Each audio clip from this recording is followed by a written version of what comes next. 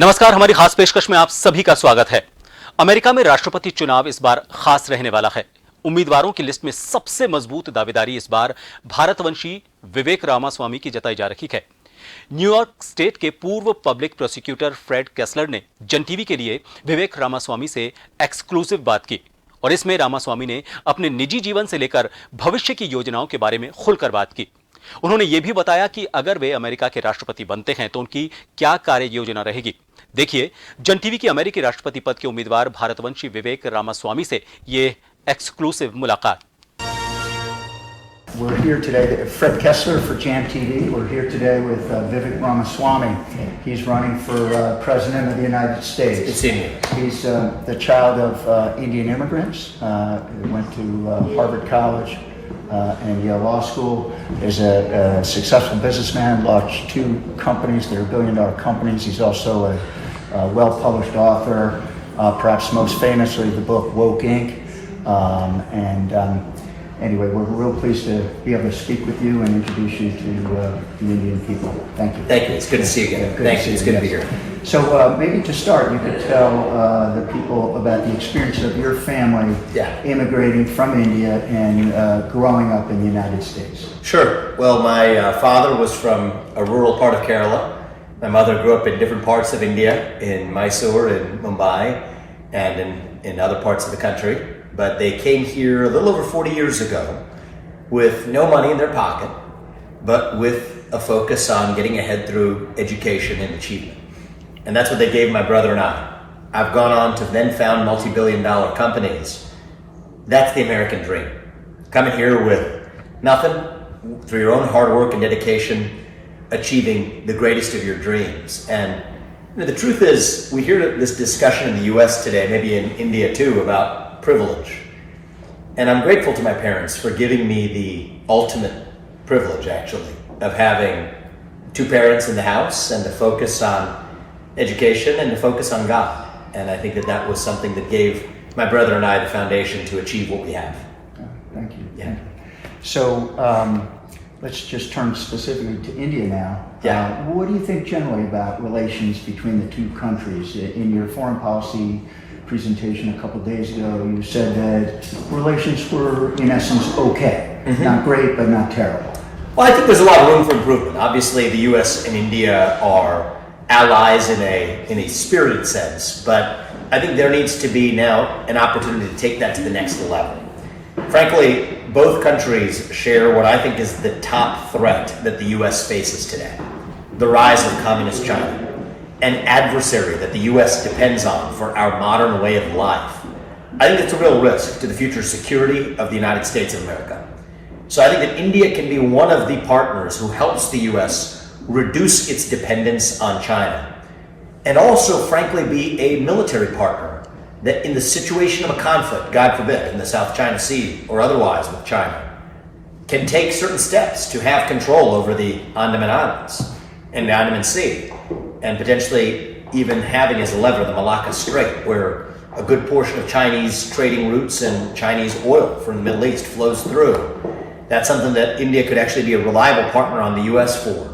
But I think that's going to require probably building an even deeper relationship of trust between the 2 countries. And for a lot of reasons, I think I will be uniquely positioned to deliver that. So let's explore that a little bit more about the common interests of the U.S. and India vis-a-vis China.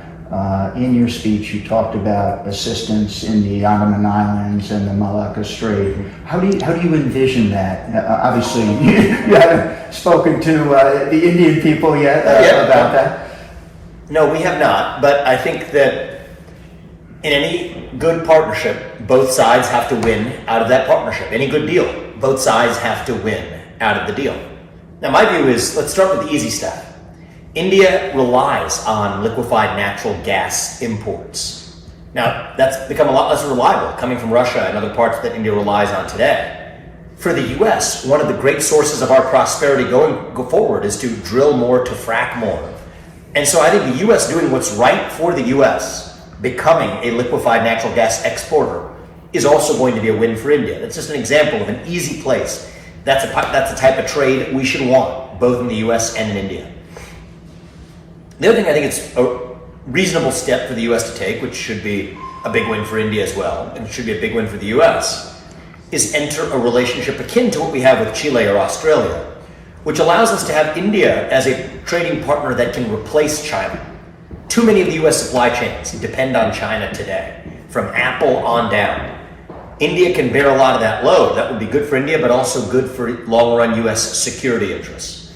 So these are real wins for India coming out of that agreement. Good wins for the US too, but the big win that the US is also going to need is heightened military commitments. India cannot underspend on its own, and should not underspend on its own security. To the contrary, India should actually be focused on making sure that India itself is secure from Chinese aggression. But that also helps the US protect its interests against Chinese over-aggression as well. So on the military protection side, are you speaking about Indian projection of naval and aerial power? I'll get into specifics at the right point in time. I think it depends on the contours of the deal that we do, but I do think naval power in particular is going to be an area where India can help the US make up for some of its deficits in the South China Sea and elsewhere in preparedness. And I think probably among the most important of those roles will be to exert full control of the Andaman Sea and of the Malacca Strait in conflict situations where that may be required. Okay. And on the economic side, are you envisioning a full-blown bilateral trade agreement with India? I think the possibilities are open, but I would say a step towards much more open economic relations between the two countries, with the objective being bearing much of the supply chains that are otherwise trapped in China. I think the easiest paths out of China include India, South Korea, Japan, Vietnam increasingly as well, but India is a big piece of that. And I think replacing an allied nation like India, putting them in place of an adversary like China that the US depends on for our modern way of life, that is strictly a good step in the right direction. So is part of that tariff reduction or? Look, I think that's going to be a negotiation between the two countries. I think that's going to involve specifics, and I think we should look at the security components of this and the economic components of this together. Right. Because a big part of what the US will need to get out of this is the security components of it and India's military investments and commitments. But however, if India is growing at a higher GDP rate, that'll put India in a stronger position to make those military commitments as well. So India and the United States are the largest democracies in the world. What role do you see for the two countries in spreading and protecting democracy? You've recently talked about focusing a new Monroe Doctrine on the Western Hemisphere and U.S. interests, and a modified Nixonian doctrine for outside of the Western Hemisphere, where our partners play the first fundamental role in defending themselves, and we're a country of defense of last resort.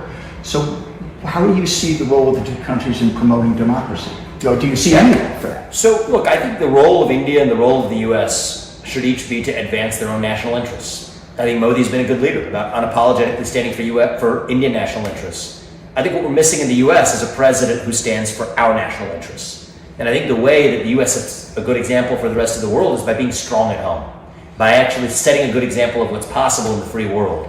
That's exactly what I think India should be doing too. When India is prosperous, that's a good example for other nations. It's not Modi's job to look after other people's interests, it's his job to look after India's interests. Well, I'd say the same of the US president. It is the job of the next US president to look after US interests. And I think that will not only be good for the US and good for India, but actually good for the world as we know it. So I'm really enjoying this conversation, and it's been somewhat of a sense of responsibility for me as a member of a different generation to bring a fresh perspective to this race, to a bipartisan foreign policy establishment that I think is in some ways shackled by the orthodoxies of the past. Now's our moment to actually look to the 21st century, where I think we return to realism in our foreign policy rather than the dogmas and ideologies that have captured much of it in the last 20 years. Yeah. Let's talk about Russia. So this is part of the China question, I think, in your mind anyway.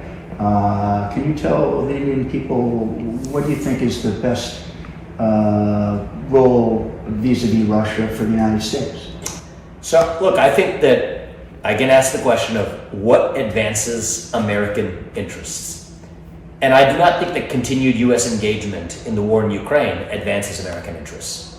So I would end the Ukraine war on terms that require Vladimir Putin to exit his military alliance with China. Like I said, in any deal, there's something that everybody has to get out of that deal. So what does Putin get out of that deal? We will freeze the current lines of control. We will further be clear that NATO will not admit Ukraine to NATO. But in return, we get something greater in return, which is pulling Russia out of its military partnership with China. That's how we advance American interests. It's how we secure peace. It's also how we deter China from going after Taiwan, because part of China's bet is that the U.S. won't want to take on two different allied nuclear superpowers, Russia and China, at the same time. But if Russia is no longer in China's camp, then Xi Jinping will have to think twice before he goes after Taiwan. I think that's the kind of visionary foreign policy that we need in the U.S. So freezing the lines, that means what happens with the Donbass and what happens with Crimea? Are they Russian? Are they autonomous zones? Are they administered by the UN? What are you envisioning there? I think a real openness to doing, it's the contours of a deal, but I think that there will be a scenario in which those do end up part of Russia.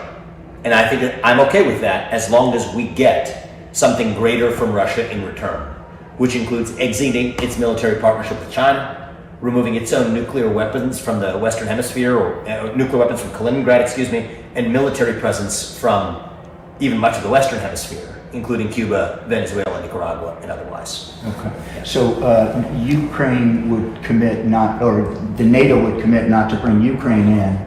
Does Ukraine get security guarantees, and how do those differ to the security guarantees the U.S. gave 30 years ago to Ukraine? Well, the reality is that Ukraine would come out with its sovereignty intact, which I don't think is actually where the current path is even leading Ukraine.